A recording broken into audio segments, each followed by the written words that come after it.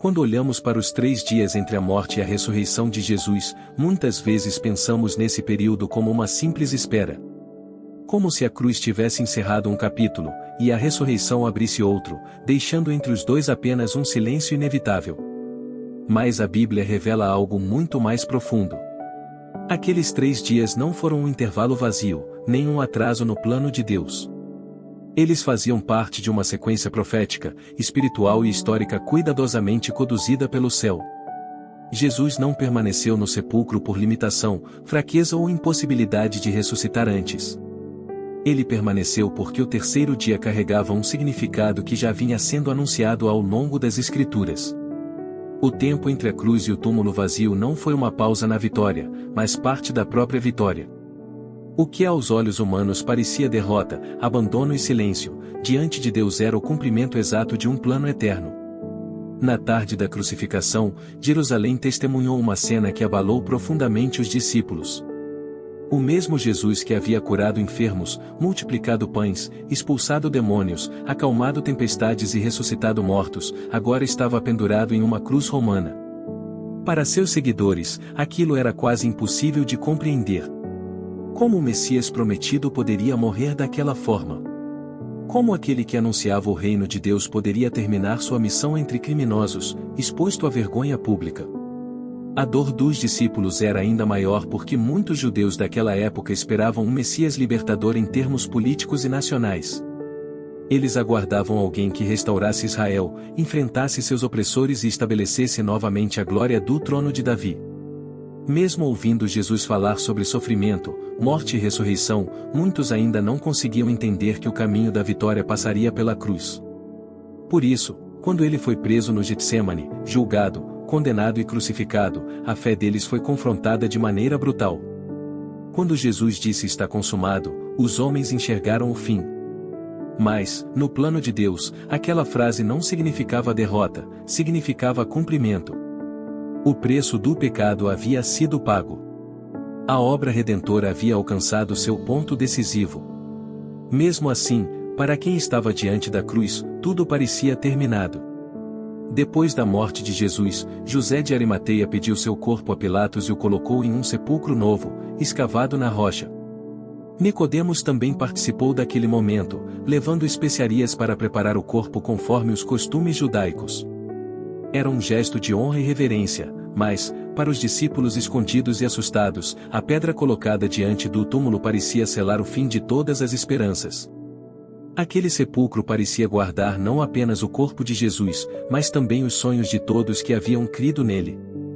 Pedro carregava a culpa de tê-lo negado. João trazia na memória a cena da cruz. Os demais estavam tomados pelo medo. Jerusalém estava cheia por causa da Páscoa, e qualquer ligação com Jesus poderia ser perigosa. O 1º dia foi marcado pela perda. O sábado, porém, trouxe algo ainda mais difícil, o silêncio. Não houve manifestação pública do céu. Nenhuma explicação imediata. Nenhum milagre diante dos discípulos.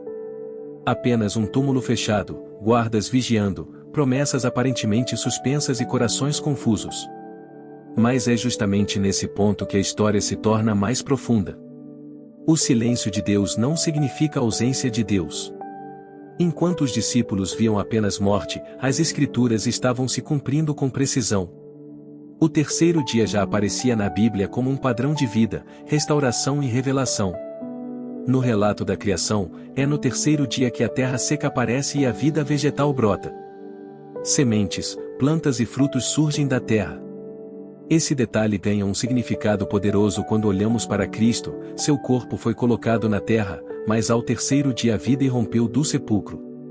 Aquele que é o autor da vida saiu do lugar da morte. Também vemos esse padrão na história de Abraão e Isaque. Quando Abraão recebeu a ordem de oferecer seu filho, caminhou até o lugar indicado por Deus, e o texto afirma que ao 3º dia ele levantou os olhos e viu o monte do sacrifício.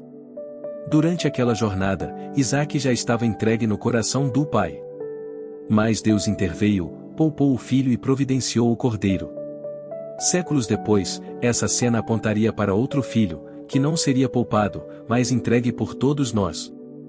No terceiro dia, a história de Isaac aponta para a restauração, em Cristo, aponta para a ressurreição. No Sinai, o terceiro dia também aparece como tempo de revelação. Deus ordenou que o povo se santificasse, porque ao terceiro dia ele desceria sobre o monte para firmar aliança com Israel. Assim, o terceiro dia se torna um momento em que Deus se manifesta e inaugura uma nova etapa com seu povo. Quando Jesus ressuscita, esse símbolo alcança sua plenitude. A nova aliança não seria firmada em tábuas de pedra, mas no sangue do Cordeiro. Os profetas também carregam esse eco. Em Oséias, aparece a esperança de que Deus restauraria seu povo e o faria viver ao terceiro dia. Ainda que o contexto inicial fale da restauração de Israel, essa linguagem encontra sua expressão máxima em Cristo. Ele é aquele que vence a morte e abre o caminho para uma vida nova. O próprio Jesus também apontou para Jonas, dizendo que assim como o profeta ficou 3 dias e 3 noites no ventre do grande peixe, o Filho do Homem estaria no coração da terra. Jonas saiu daquele lugar para continuar sua missão, Jesus sairia do sepulcro para mostrar que sua missão estava consumada. Nada disso foi improvisado. A cruz não pegou o Deus de surpresa. O sepulcro não interrompeu o plano. A criação, Abraão, Sinai, os profetas e Jonas formavam uma trilha que conduzia ao grande sinal do terceiro dia. O túmulo de Jesus não era o fim da promessa, mas o ponto em que todas essas promessas se encontravam. Enquanto isso, o sábado seguia silencioso em Jerusalém. Para os homens, Jesus estava morto. Para os discípulos, tudo havia desmoronado. Para as autoridades, talvez aquele movimento tivesse sido encerrado. Mas no mundo espiritual, a realidade era outra. A cruz não tinha sido a derrota de Cristo, mas o lugar de sua vitória. O sangue havia sido derramado, o pecado confrontado e a morte desafiada pelo único sobre quem ela não tinha direito algum. O Novo Testamento apresenta a vitória de Cristo como algo que alcança não apenas o mundo visível, mas também as realidades espirituais. Ele não entra na morte como prisioneiro, mas como Senhor. O que as trevas imaginaram ser sua conquista se tornou o instrumento de sua ruína. Ao levar Jesus à cruz, os poderes malignos não perceberam que estavam participando do próprio mecanismo de sua derrota. A cruz, símbolo de vergonha, tornou-se o palco da vitória. Aquilo que parecia humilhação revelou a autoridade do Filho de Deus. Por isso, os 3 dias não foram passivos. Enquanto os discípulos choravam atrás de portas fechadas, a redenção estava sendo confirmada de maneira invisível. A autoridade de Cristo sobre vivos e mortos estava sendo manifestada. A morte estava sendo vencida em sua raiz. A ressurreição, quando acontecesse, seria a manifestação pública de uma vitória já determinada pelo céu. Mas por que exatamente no terceiro dia? A resposta também envolve o contexto judaico do primeiro século. Diferente da nossa contagem moderna, os judeus podiam considerar qualquer parte de um dia como um dia completo. Assim, a tarde de sexta-feira, quando Jesus morreu, contava como o primeiro dia. O sábado era o segundo. E a madrugada do domingo completava o terceiro. Esse modo de contar o tempo ajuda a entender a harmonia entre as palavras de Jesus e os relatos dos evangelhos. Além disso, havia uma percepção cultural importante sobre a morte. Depois de certo período, especialmente após o terceiro dia, a morte era vista como plenamente confirmada, e a decomposição do corpo se tornava uma realidade evidente. Na ressurreição de Lázaro, por exemplo, Marta menciona que já havia mau cheiro, pois ele estava morto havia 4 dias. Esse detalhe mostra como a morte era percebida naquele contexto. No caso de Jesus, o terceiro dia ocupa um lugar perfeito.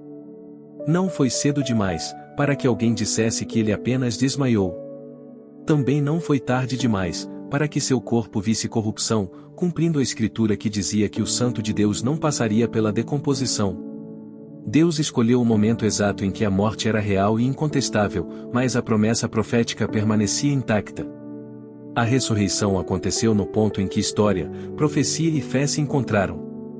Quando as mulheres foram ao sepulcro na madrugada do primeiro dia da semana, elas não caminhavam esperando encontrar Jesus vivo. Levavam aromas para honrar seu corpo. Maria Madalena, Maria, mãe de Tiago, Salomé e outras seguiam para um lugar de luto. Mas, ao chegarem, encontraram a pedra removida. O túmulo que deveria guardar um morto estava vazio. O lugar de tristeza havia se tornado o cenário da maior notícia da história. O anúncio angelical deu sentido ao que elas viam, ele não estava ali, porque havia ressuscitado. A pedra removida não serviu para libertar Jesus, como se ele estivesse preso. Serviu para mostrar às testemunhas que a morte não tinha conseguido retê-lo. O linho deixado, o túmulo vazio, as mulheres como primeiras testemunhas, e depois, as aparições aos discípulos formaram a base da proclamação cristã. A transformação dos discípulos confirma a força desse acontecimento. Antes, estavam com medo, escondidos e confusos. Depois de verem o Cristo ressuscitado, tornaram-se testemunhas ousadas. Pedro, que havia negado Jesus, passou a anunciar publicamente que Deus o ressuscitou. Tomé, que duvidou, confessou diante das marcas do ressuscitado: Senhor meu e Deus meu. A ressurreição não levantou apenas o corpo de Cristo, levantou também uma comunidade inteira para a missão. A igreja primitiva não nasceu sustentada apenas por ideias morais ou lembranças emocionantes de um mestre admirável. Sua mensagem central era clara: Cristo morreu pelos nossos pecados, foi sepultado e ressuscitou ao terceiro dia, conforme as Escrituras. Paulo preserva essa tradição em sua carta aos Coríntios, citando testemunhas, inclusive grupos numerosos, alguns ainda vivos quando ele escreveu. Isso mostra que a fé cristã foi anunciada desde o início como resposta a um acontecimento real. Mas o significado do terceiro dia não ficou preso ao passado. A ressurreição também revela um padrão do agir de Deus na vida humana. Muitas vezes, ele conduz seus servos por processos que passam pela perda, pelo silêncio e pela restauração. A sexta-feira representa o momento em que tudo parece ruir. O sábado representa o tempo em que nada parece acontecer. O domingo representa a intervenção de Deus, quando a vida nasce justamente onde todos só enxergavam morte. Na nossa caminhada, também existem sextas-feiras. Momentos em que um sonho desmorona, uma porta se fecha, uma esperança parece morrer ou uma promessa parece distante demais. José viveu isso quando foi lançado na cisterna e vendido pelos irmãos. Davi viveu isso quando foi perseguido antes de chegar ao trono.